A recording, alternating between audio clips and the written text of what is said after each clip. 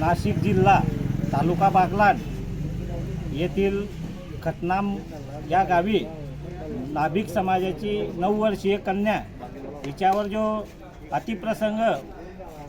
झाला त्यात 70 वर्षीय नराधम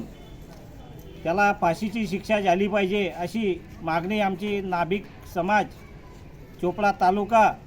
व महाराष्ट्र नाभिक महामंडळ व अखिल भारतीय जीवा सेना यांच्या वतीने माननीय तहसीलदार साहेब यांना निवेदन देण्यात आले व त्याच्यासाठी शासनाने कुठेतरी कठोर कारवाई व फास्ट ट्रॅक कोर्टमध्ये ती खटला चालवण्यात यावा व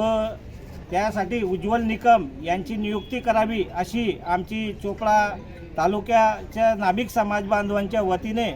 आम्ही निवेदन देण्यात आलेले आहे। तरी त्यासाठी शासनाने लवकरात लवकर त्याच्यावर पाऊल उचलावा व त्या नराधमास फाशीची शिक्षा देण्यात यावी अशी आमची आग्रहाची विनंती